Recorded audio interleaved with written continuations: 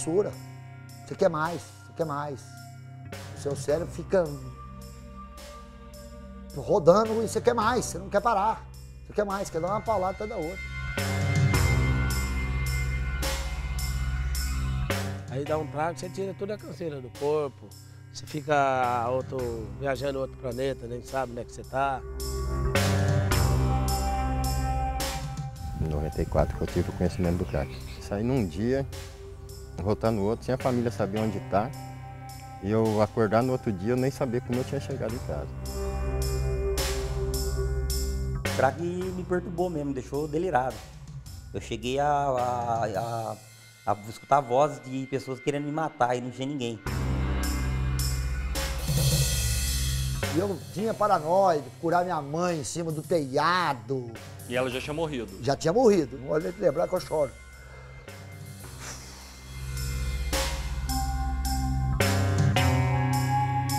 Tem patrão que sabe, mas tem patrão que não sabe. Passa perto, vê fumando e não fala nada. Por quê? Não quer perder porque os caras é bom de unha. Corre, eles querem saber de produção.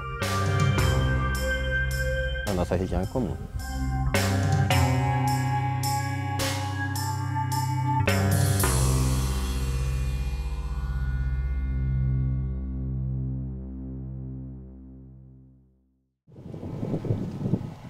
Só na parte de laranja já tem uns 13, 14 anos que eu trabalho em laranja, né?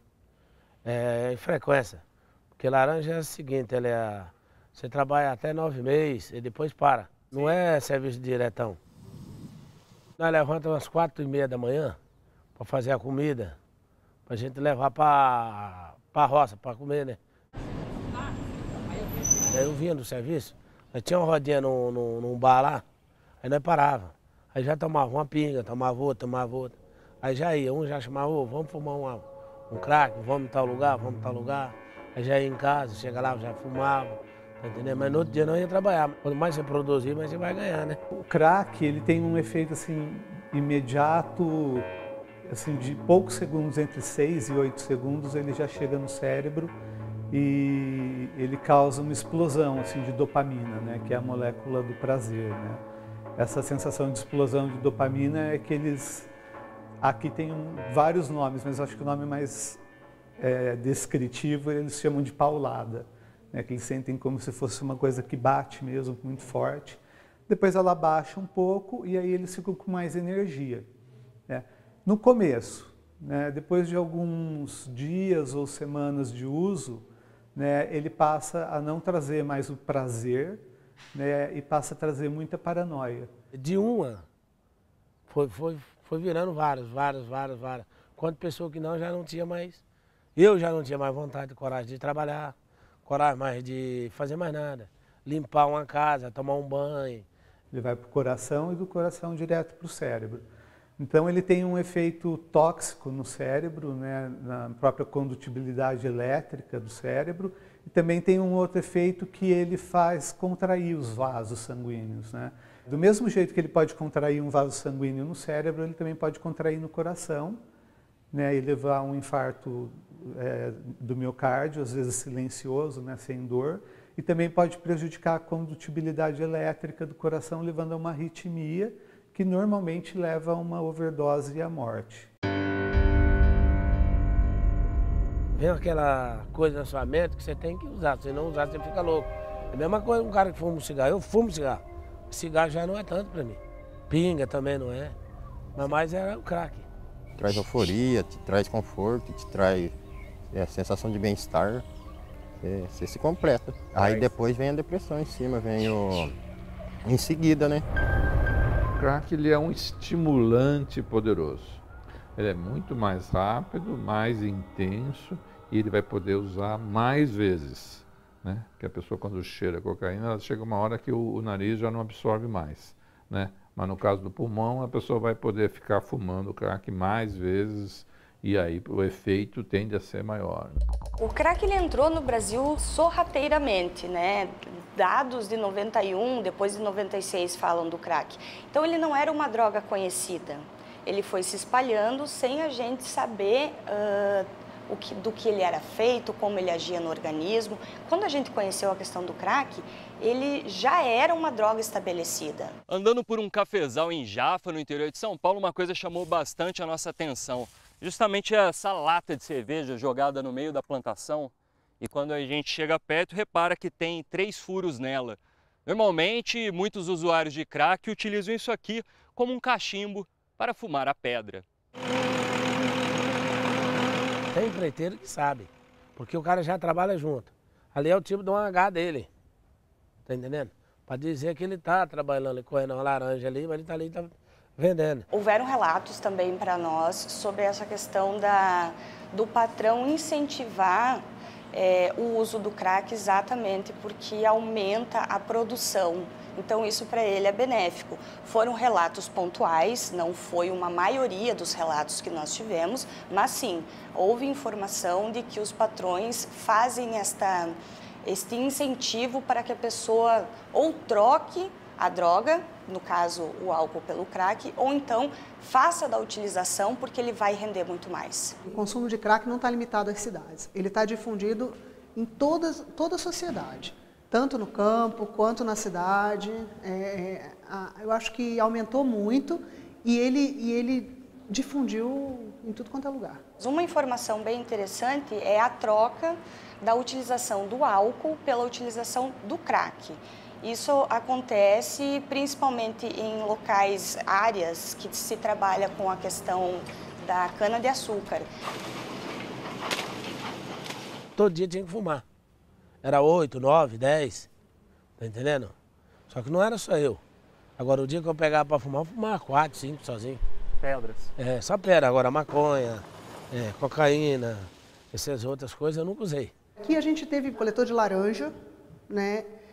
Mas a maioria que aparece pra gente são aqueles que estão desempregados, né? Isso tanto no campo quanto na cidade.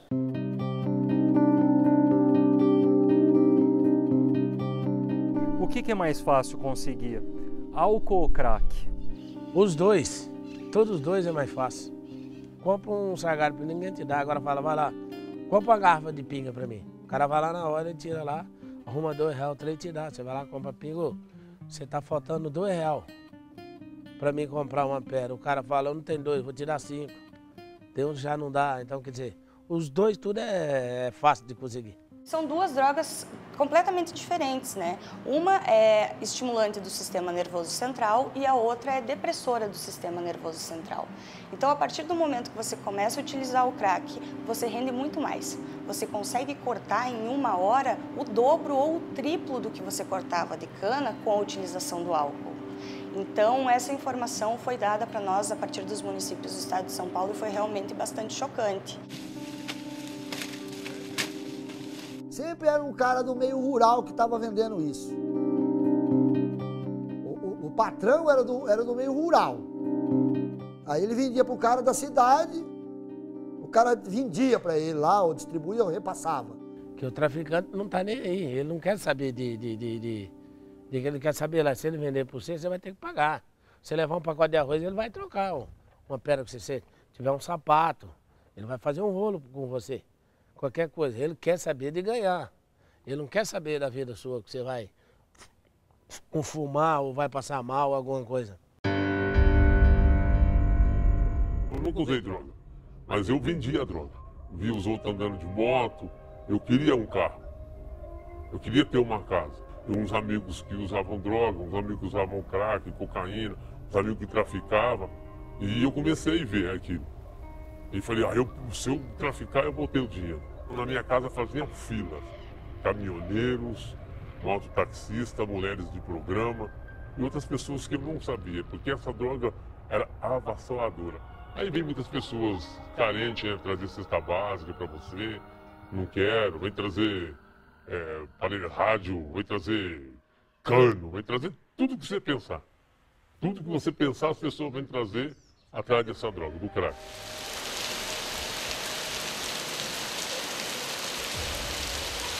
E faziam fila me chamando, chovendo, uma chuva imensa, e eles batiam na minha porta querendo crack.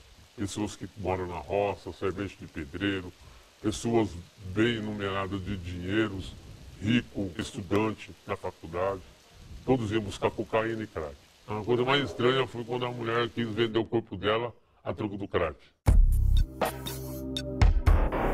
O tráfico hoje não é como na década de 80 ou década de 70, que existiam 1 ou 2 traficantes no município, né?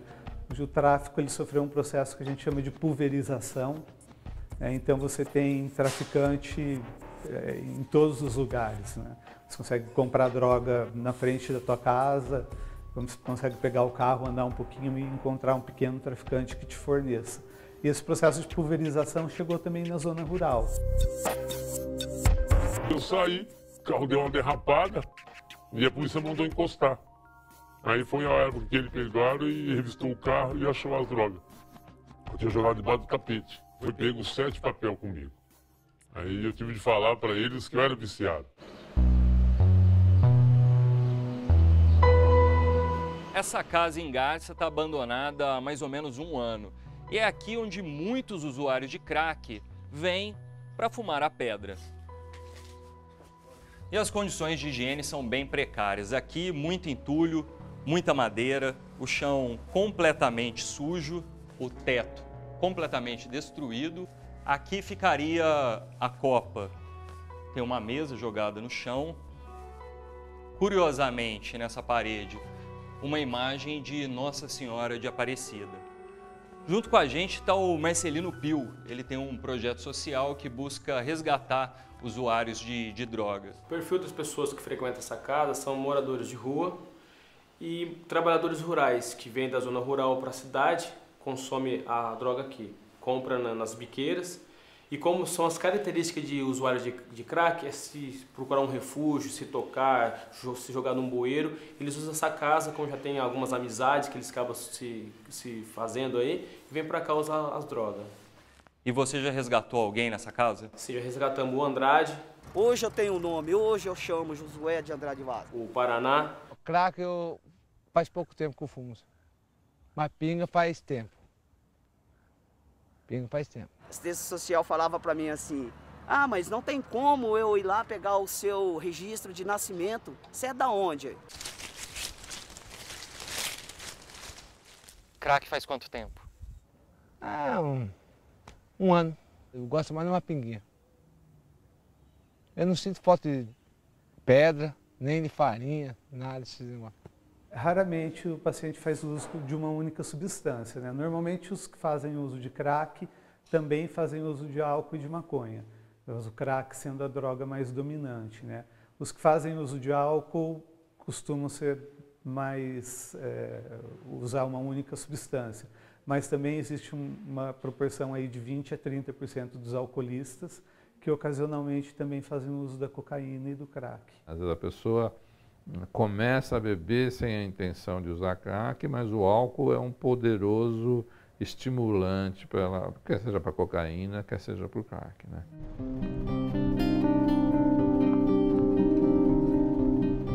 Eu fiquei um pouco espantado. Eu imaginava a colheita da laranja uma coisa mais, não sei, bucólica, né? As escadas, as pessoas pegando as laranjas, né? Eu não imaginava no meio daquilo ali gente bebendo muito e pessoas usando crack, né? A gente tem uma caixinha, assim, até meio estranho de dizer, mas a gente começou a ter os primeiros casos, tanto com álcool quanto com crack, né, de pacientes que iam à morte, e a gente encheu essa caixinha já. É raro, mas não quando a gente está falando de uma população específica e pequena, que é a dos usuários de crack, né, que é em torno de 1% da população brasileira, né. Então, se a gente for comparar o índice de suicídio nessa população em relação à população geral, é muito maior, né, suicídio e morte por overdose, né. No caso do crack, você tem outros riscos, que é o risco, às vezes, de morte violenta, né, quer seja se a polícia ou o traficante ou a pessoa morrer afogada, o perfil de morte de usuário de crack, a maioria é por morte violenta. Temos estudos de mortalidade de crack que mostram que ao longo de 10 anos você tem aí quase que 1/3 das pessoas morrem, né? Então, isso nós fizemos isso, já estamos fazendo, acompanhando um grupo de usuários de crack há mais de 20 anos. Um dos dados importantes foi que nós tínhamos mais de 1 milhão de usuários de crack no Brasil morando em casa. Então, você pode falar aí que o crack no Brasil afeta aí mais de 5 milhões de pessoas. Afetava, né, em 2012, quando a pesquisa foi feita, né? A diferença que a gente percebe do usuário do campo para o usuário da cidade é que aqui as pessoas têm mais informação e conseguem um auxílio para o tratamento um pouco mais rápido do que no campo. No campo a pessoa está lá na área rural fazendo a utilização, a dependência se instalou. Quando ele busca ajuda no município, talvez ele não encontre, porque não existe rede de apoio. Numa grande cidade, como é mais visível esse uso, como existem as cenas de uso, existem também pessoas que trabalham em projetos sociais, que vão lá conversar, tentar resgatar essas pessoas.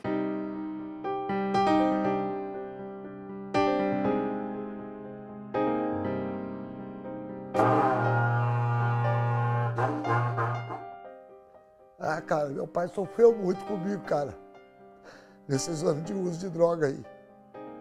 Eu vou só vir enxergar isso agora, de 6 anos que eu tô limpo.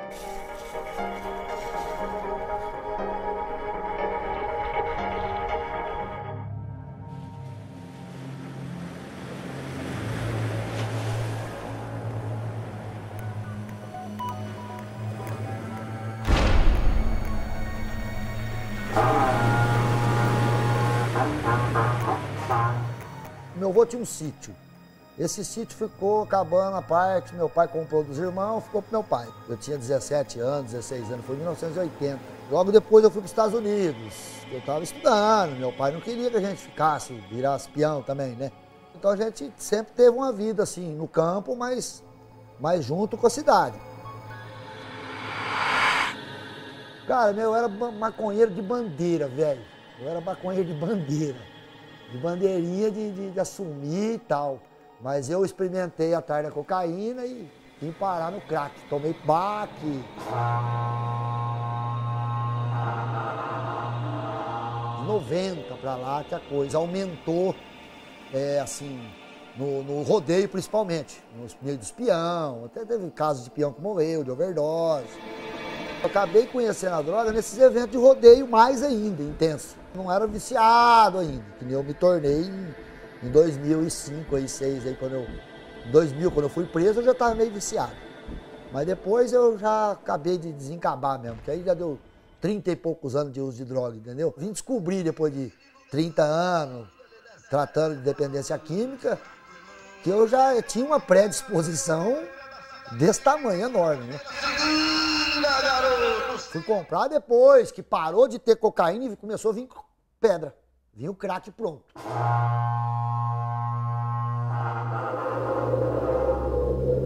Eu fui pro Mato Grosso numa viagem, apareceu um cara, boiá. Porra, cara, tem um negócio aqui que você... Eu falei, não, você não tem cocaína? Pô, não, tenho, mas não vamos cheirar. Vou te mostrar um negócio. Pegou uma colher, um bicarbonato, pôs junto com a cocaína ali dentro, misturou com um pouco de água, pôs o isqueiro embaixo. Ela derreteu e formou um óleo. Na hora que formou o óleo, ele pôs o dedo e pôs em cima de um papel de higiênico ou de pão. Tirou as pedrinhas, velho. E falou, nossa, mas o que é isso? Você estragou, cara. Tinha um monte, ficou doido de negocinho. Você é louco? Ele falou, karma. Pegou o cachimbo, pôs na cinza e depois eu dei uma paulada, rapaz. Falar uma coisa pra você, eu não esqueço disso até hoje. Eu dei uma pauladinha ali, eu já fiquei igual tomar na veia. Pum! E vambora, porque quando você usa, você fica meio de paranoia, todo mundo tá vendo que você tá usando, você se auto-escondendo, sabe? Foi a primeira vez. Na primeira vez que a pessoa usa, ela vai ter uma certa euforia, né? Ela vai se sentir bem e vai querer repetir essa sensação. Voltei na casa dele umas 150 vezes depois daquilo. Aquele dia, para usar de novo. Porque dá um prazer muito grande no cérebro. Né? Por isso o crack é uma das substâncias que mais causa dependência, porque essa necessidade da pessoa é que ela vá usar mais e progressivamente o seu comportamento vai ficando mais alterado, ou seja, ele vai ficando mais impulsivo, mais irritado, né? Às vezes mais eufórico, né? E vai fazer coisas que ele não faria, assim, como ele vai querer continuar usando o crack, às vezes a pessoa começa roubando a própria família ou vendendo seus objetos pessoais. Eu cheguei a roubar uma correntinha do pescoço da minha tia de 70 anos, rapaz. Como é que foi isso? Ué, eu doido pra usar, não tinha mais o que pegar. O bujão de gás era muito grande, vi um ouro brilhando no pescoço dela, eu peguei, pedi, ela não deu, eu falei, não, tia, daqui depois eu devolvo, eu fui lá e troquei. Então você não tem noção, cara. Você não se importa com os outros. E além de tudo, o crack é uma droga barata, né? Se uma pedra de crack custasse, sei lá, $100, seria mais difícil da pessoa comprar 5 pedras num dia. Mas no caso do Brasil, o crack ele é muito barato, né? A cocaína vem principalmente da Bolívia, né? Se transforma em crack em algum lugar aqui no Brasil. E uma pedra de crack você consegue na Cracolândia por 3, 4, 5 reais. Então a pessoa pode às vezes usar 4, 5 pedras no dia por 20 reais, né? Eu saí da boca com a pedra, mas não tinha isqueiro para fumar. Vinha vindo um velhinho, cara, com uma bicicletinha, com 2 enxadas amarradas atrás, assim, no negócio. E eu vi o velhinho e falei, esse velhinho tem um fósforo, quer ver? 7 horas da noite, chega escurecendo, 6h30. Falei, senhorzinho, o senhor tem um fósforo? Ele falou, ô moço, chega, eu quero dar de bicicleta. Tem sim. Eu roubei o fósforo do velhinho, rapaz. Ele falou, mas é o único que eu tenho para acender meu fogão de lenha, rapaz. Você acredita, cara? Se eu encontrar aquele velho, eu vou pedir desculpa, dar um caminhão de fósforo pra ele, rapaz, que vergonha. Mas ele está muito virado. Não, aqui. é assim, é de mulher é assim mesmo. Conta pra gente como é que você conheceu o boy. Eu conheci, ele estava fazendo tratamento aqui em Garça.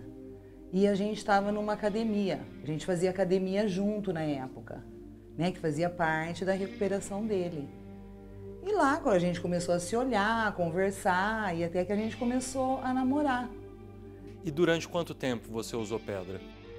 Pô, aí você põe de 90, 89, 90 até 2001, foi quando eu fui preso. Você ficou quanto tempo preso? 3 anos e meio. Nossa, eu pensei muito, sabe? Cheguei a terminar com ele mesmo. Falei, eu não quero isso pra mim, não vai dar certo. Mas quando você vê a pessoa, você sente por ela, não tem jeito, né? A gente sabe o quanto que as famílias sofrem, né? Mas a partir do momento que o usuário se descola da família, ou a família não aguenta mais, ou os conflitos são de tamanha monta que fica impossível a convivência do usuário de crack com a sua família, ele vai para a rua. Eu era muito perdida nesse assunto. Não sabia né? nada. Eu não sabia muito, né? Só sabia que usar droga, dependente, olha, né? Você tem medo de tudo aquilo que você não conhece, né? Então me deu muito medo. Cavaleiro pronto, cavalo TME, abriu a porteira, negrão, gol profissional, veio da cidade de Miração, cutuca o posto do seu Jesus. Eu voltei de cueca pra casa. Quando acabou o rodeio, eu fui usar droga. Troquei a camisa, troquei o chapéu, troquei o cinto, troquei a botina, troquei a calça. 6 horas da manhã eu voltei de cueca pra casa, dentro da caminhonete. Tomou quantas pedras? Ah, nem lembro, cara. Fumei cada vez que eu... 1, 2, 3, 4. 5 cacitas. Entendeu?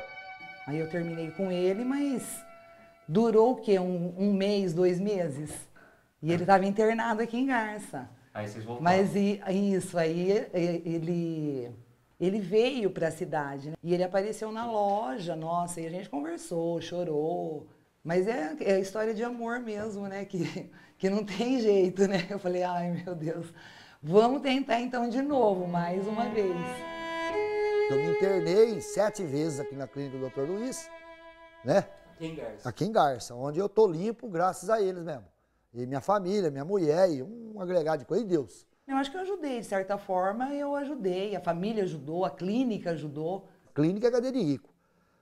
Porque a cadeia de rico, o pai vai lá e tira o que quer. A do pobre, não. Uma pessoa sozinha é difícil para lidar com esse assunto. A minha psicóloga, lá em 87, ela falou, boia, para você largar de usar cocaína, você vai ter que fazer triatlon.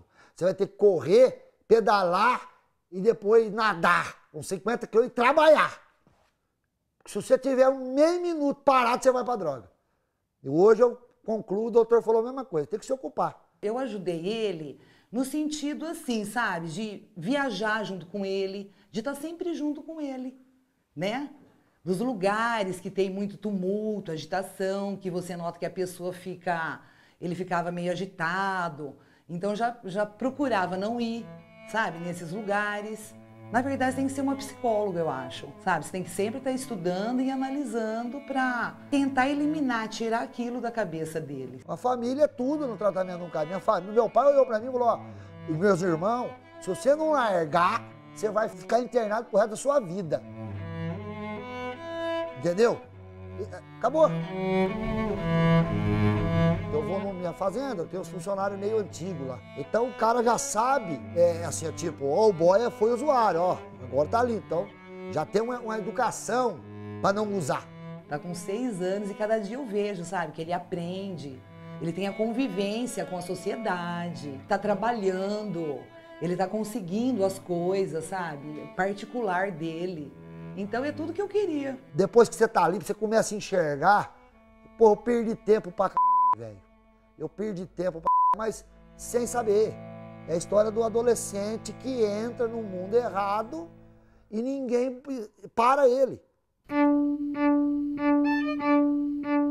O CAPS é um centro de atenção psicossocial de álcool e drogas, onde ele tem a função específica de estar reinserindo os pacientes que são dependentes químicos de volta à sociedade, estando limpo, digamos assim. Geralmente, a maior parte trabalha na zona rural. Minha infância foi no campo, né? Que meus avós eram de fazenda, né? Então, praticamente fui criado no campo e adorava isso. Aí, meu pai veio para a cidade, né? Eu vim junto. E aí, comecei a morar na periferia da cidade aqui de Garça.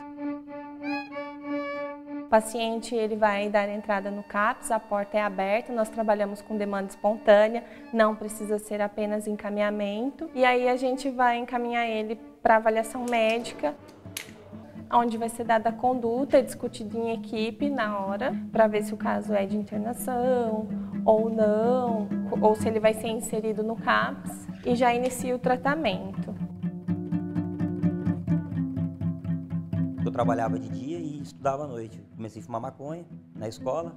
Aí com 17 anos conheci a cocaína. Comecei a cheirar cocaína.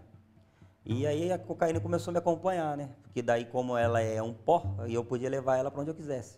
Aí ao passar do tempo conheci o crack. Fumei por 6 meses, eu fumei o crack. Sempre quis a área de psiquiatria como enfermeira. Na pesquisa que a gente tem que ter de conclusão de curso, resolvi fazer sobre o perfil sociodemográfico dos pacientes usuários aqui do CAPS-AD do município de Garça. O que mais chama a nossa atenção é que a maioria começa com o álcool, que é uma droga que não é proibida e ninguém acha que é uma droga, só que o álcool, na verdade, é uma droga lícita, só é proibida para quem é menor de 18 anos. E ela é uma porta de entrada para as outras drogas. Eu sempre bato na tecla que o álcool foi minha pior droga, né? Porque sempre eu fazia uso das outras drogas, sempre em consequência do álcool. Sempre o álcool primeiro para depois vir as outras. Eu nunca usei uma droga sem tomar uma bebida alcoólica.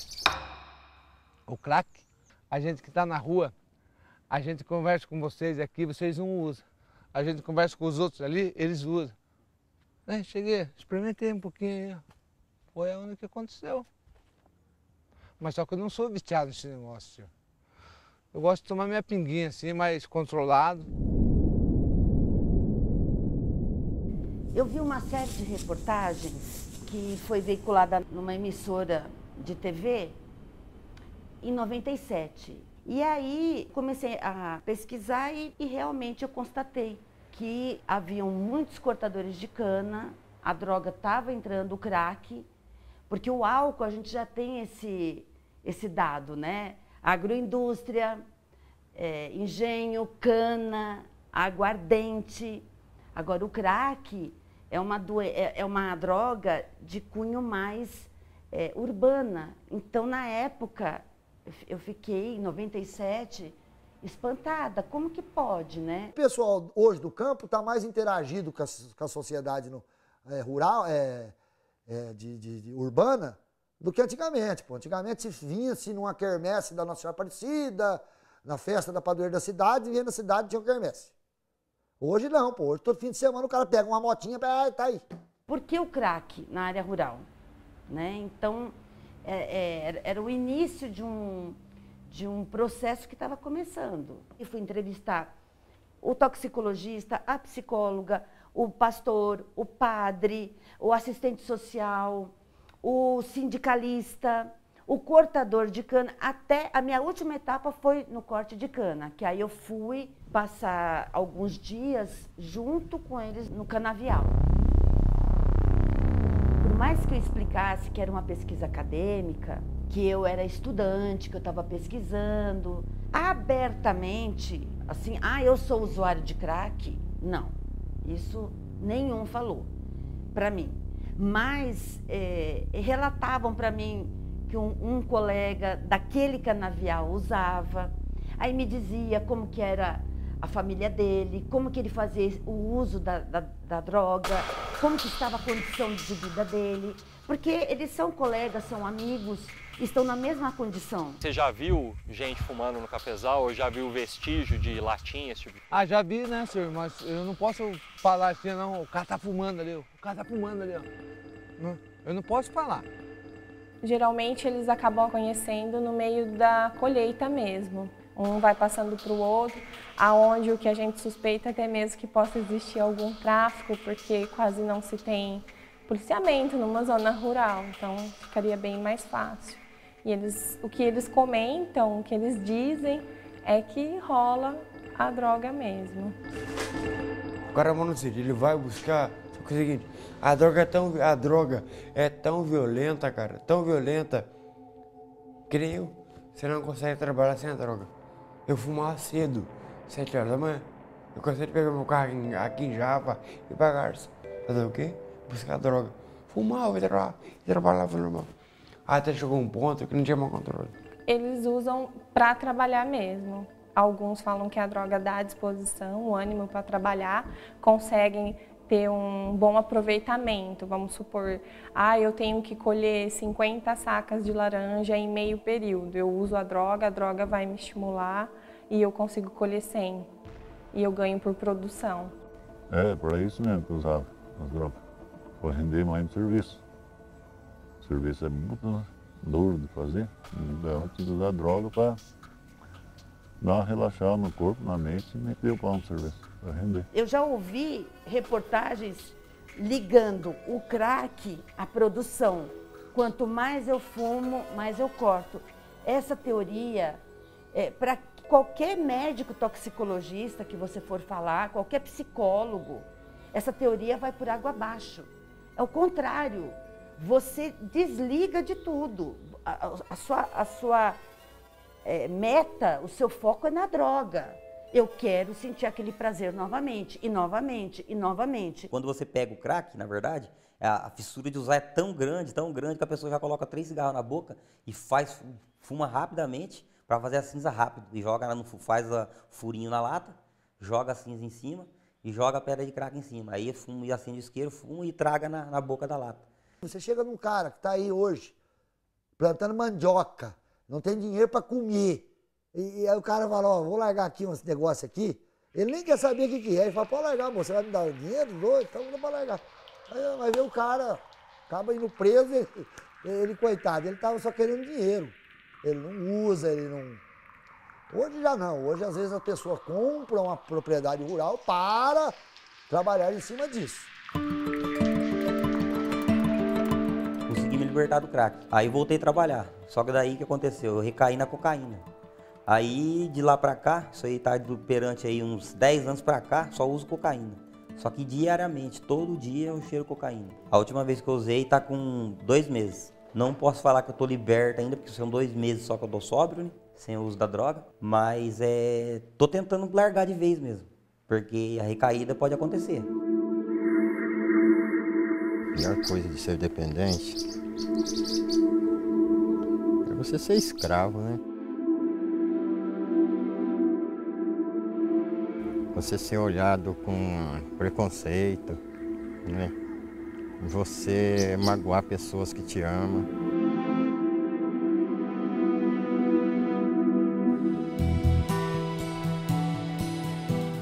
lá na fazendinha, trabalhava no café mesmo. Colheita de café, areação, desparramação. Sempre dando mesmo, toda a vida fui caseiro lá. O senhor já fumou crack? Já. De manhã eu seguia até trabalhar, aí de noite eu ligava para um rapaz que ele era entregador, né? A gente chama de disco entrega, né? Ligava para ele entregar em casa, de moto. Aí eu passava a noite usando droga, até perto das 3, 4 horas da manhã. Aí tentava dormir, mas você não dorme, você fica tão alucinado que você não dorme. Crack? Crack. Aí você já encarava no serviço durante o dia, aí ia melhorando, isso ia melhorando, não come. Aí quando chegava de noite batia a abstinência de usar de novo. E você voltava a usar. Nessa época eu morava na roça. 24 horas. A hora que tiver, quanto mais tem, mais fumo. Se faltar, fica louco daí. Porque não tem. Tem que procurar dar um jeito de ir atrás. Quando ele passa fome, dormir na rua. Mas foi ao fundo do poço mesmo. Daí resolveram internar eu com a Valina. Daí eles internaram. Essa é a primeira vez que o senhor foi internado ou já passou por outras internações? Já passei por outras. Aqui é o SARAD, é o Serviço de Atenção e Referência em Álcool e Droga. É um serviço pertencente ao Hospital das Clínicas da Unesp de Botucatu. Esse serviço foi programado para atendimento de pacientes dependentes químicos, seja de drogas lícitas, como o álcool, como o remédio, e drogas ilícitas, como o crack, a cocaína, a maconha. Mais ou menos 50% usa crack, mais ou menos 50% usa álcool aqui. Ele é 100% público, é um serviço que não tem nenhum ônus a mais, a não ser aqueles que a gente já paga pelos nossos impostos, para o paciente ser atendido. Me assustou bastante saber que o crack estava no campo, porque a gente nunca pensa que o campo vai ter o traficante, porque a gente, pelo menos no meu ver, tráfico é coisa da favela, é coisa da cidade, né? E não é isso que a gente tem visto. Mais ou menos quantos conhecidos o senhor tem que fumam crack? Uns 15. Fumo na roça mesmo, de noite, na casa, na própria casa mesmo. Escondido, família, fumo, dá um jeito pra tudo, né? E passa a noite fumando? Tem noite que é a noite inteira, fumando e bebendo ao mesmo tempo. Hoje vai fazer 6 anos que eu estou vivendo sóbrio, né? Com esses 6 anos de sobriedade eu consegui adquirir um imóvel, uma casa, né? Comprei meu carro, tenho minha moto, né? Tenho minha família bem estabilizada, tenho uma filha de 20 anos, tenho uma filha de 13, tenho minha esposa. Então hoje eu vivo uma vida que eu consegui dentro da minha sobriedade, eu não consegui dentro da minha vida toda. O crack eu parei porque eu corri atrás das coisas e eu via as coisas indo tudo de água abaixo. A gente ia, pegava a droga ali com o traficante, daqui a pouco o próprio traficante estava humilhando a gente, sabe? Você se humilhando para mais droga atrás dele e ele acabando te humilhando em cima de você, ele levava tudo o seu dinheiro e ainda te humilhava. Então eu peguei e falei, não, eu vou mudar meu rumo. Aí eu comecei a partir para cocaína e o álcool. A cocaína e o álcool que eu já não ia muito atrás, entendeu? Era aquela coisa com menos frequência. Mas aí eu vi que começou a me destruir do mesmo jeito. Eu vi que não tem uma comparação de droga melhor ou droga pior, droga mais pesada ou droga mais leve. Tudo é droga. Quem mais aparece para a gente é o que colhe laranja, o que antes estava envolvido com a cana, agora isso é um número menor. É mais ou menos esse perfil. Ele tem uma baixa renda, bem baixa renda, com muita dificuldade ao trabalho, um trabalho pesado, né? Às vezes o uso também tem um pouco a ver com essa exploração de força de trabalho. A gente tem informação que muitos não chegam a se tratar. Eles continuam em uso, em risco, mas acaba que isso não é visto pelas indústrias que os contratam, as agências que os contratam, né? Porque são forças de trabalho, mesmo que tenha que usar alguma substância para poder acontecer dessa forma. E você vê que a população rural tem algumas características, às vezes demora mais para o problema ser identificado, né? O problema muitas vezes é tratado como um problema moral e não um problema de saúde, né? Acaba não tendo acesso tão facilmente à rede de cuidados que o Estado fornece, né? Ou à rede de tratamento propriamente dito, né? Então, às vezes os casos tendem a se cronificar mais, né? A pessoa fica pior, né? E não receber um cuidado que deveria, né? Se a gente tem uma dificuldade de falar em municípios de grande porte, que a gente vê o usuário na rua, é muito diferente num lugar pequeno, numa área rural, onde você não faz esse acompanhamento. Você, por muitas vezes, você não vê, você sabe que ele existe, mas você não enxerga. A área rural sempre ficou no nível secundário, em termos de direitos trabalhistas, direitos sociais, direitos à educação, direitos a todos os programas sociais. A área rural sempre ficou em segundo plano. E é o rural que sustenta o nosso país.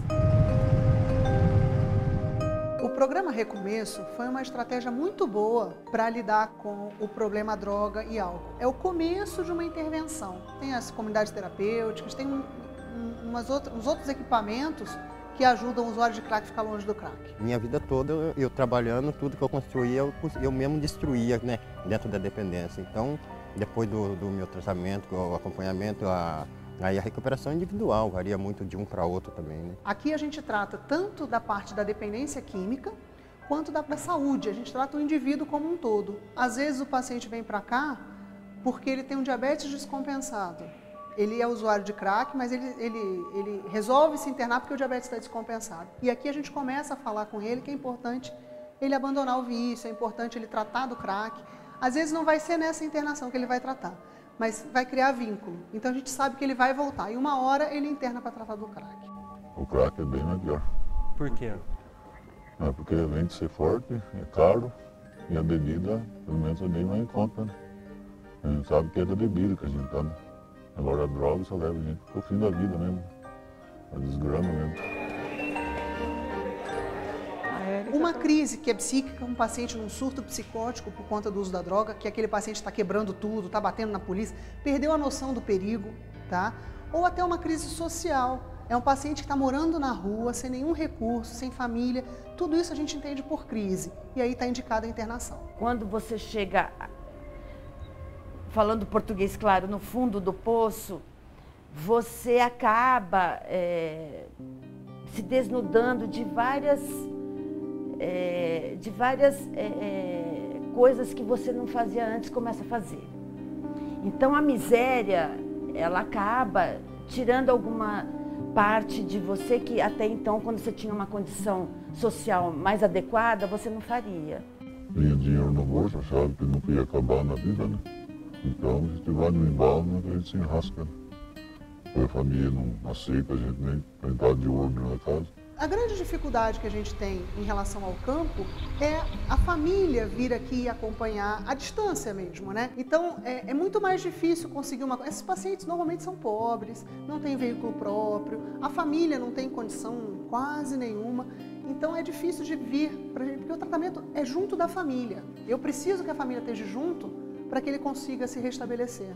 É difícil também, se a gente se colocar no lugar da família, que tenta fazer de tudo para ajudar um filho, ou um primo, um parente, um sobrinho, e o sobrinho geralmente não dá o valor que deveria a família.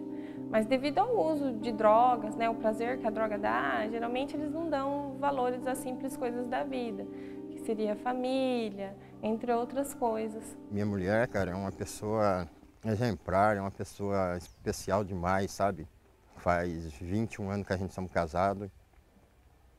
E ela, pra mim, é uma heroína, porque ela sempre esteve do meu lado, ela sempre me ajudou, sempre me apoiou, sabe? Sempre me ajudando, me apoiando em tudo. Ela foi uma peça fundamental para a minha recuperação. A pior coisa que pode acontecer com o usuário de crack é ele se desconectar da família. No mínimo, a família protege de alguma forma, mesmo que sofra muito junto com o usuário de crack, né? Então, para cada usuário, E as pesquisas nós temos mostrado que existe 4 pessoas que estão juntas com, normalmente pai, mãe ou mais alguém da família que estão afetadas, né? Então a gente sabe o quanto que as famílias sofrem. A família tem que saber o que é a dependência química, o que a pessoa passa. Porque se a família não conhecer, a família só vai te apontar e te criticar. Entendeu? Mas quando a família passa a te conhecer, ela passa a ver que você está doente. Aí ela começa a te tratar como você está doente.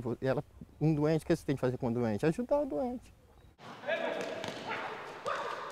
Quando essa pessoa sai daqui do hospital, ela já tem todo um cronograma para a vida dela desse momento pós-alta. Então é agendado uma consulta no CAPS-AD. O CAPS-AD é um ambulatório, né? É a parte ambulatorial do tratamento da dependência química, é onde ela vai. Então já tem a consulta agendada lá. O CAPS já está sabendo do caso dela, a gente faz discussões para poder dar alta. O serviço social já tentou reorganizar a aproximação da família, onde essa pessoa vai morar, com quem ela vai morar, a pessoa que ela tem mais afinidade dentro da família dela, ou não, ou ela vai para uma comunidade terapêutica, que ela não tem outro recurso, não tem outro lugar para ficar, ela vai para uma comunidade.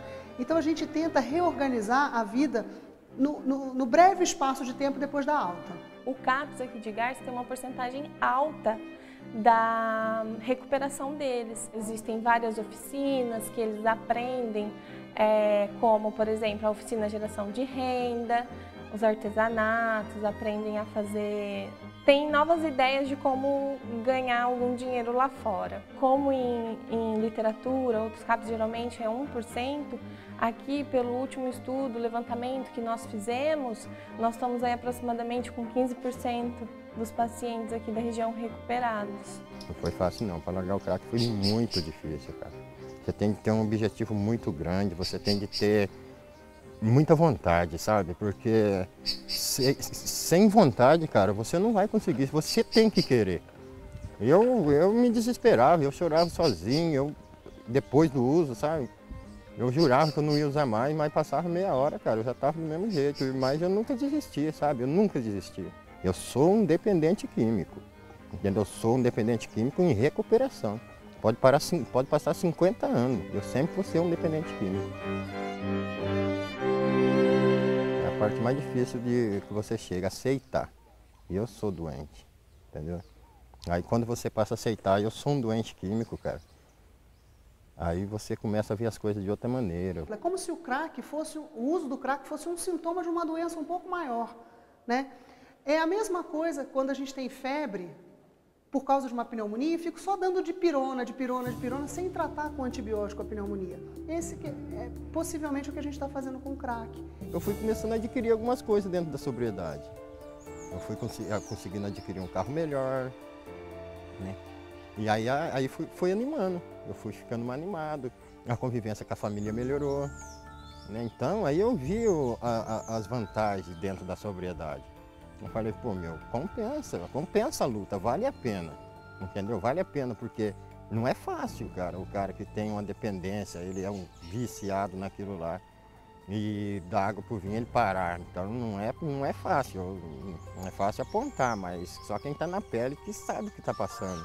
Então a gente precisa grudar no paciente, a gente precisa investigar e saber de fato tudo o que está acontecendo na vida dele para que a gente possa tratá-lo, né? A gente precisa, não é só o médico, né? Não é só o remédio, não é isso que vai resolver. A gente precisa ver como que ele está se relacionando com a sociedade, com a família, o emprego, tudo isso faz com que ele use crack. Qual que é a sua droga preferida? Se fosse hoje, para mim eu não queria nenhuma mais, né? Mas o que eu mais fumava e gostava antes, eu estava aqui, é o crack, que é a pedra. Porque se ponhar a primeira vez, depois vai ser duro sair. O tratamento é muito pobre, né? Então a gente tem que investir na prevenção mesmo. E eu acho que isso a comunidade não está fazendo.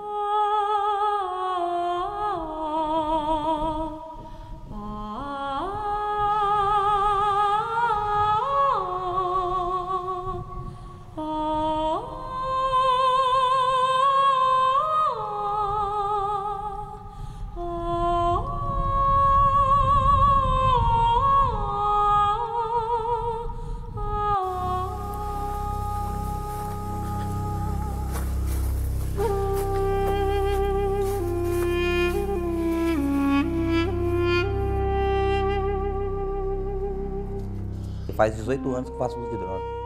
E há 18 anos que eu tô tentando aí sair disso. Agora que eu tô começando, há 2 meses, depois de 18 anos que eu tô limpo. Eu me arrependo porque eu fui responsável por essas vidas estar perdidas. Muitos se perderam, muitos morreram por causa de eu vender o crack.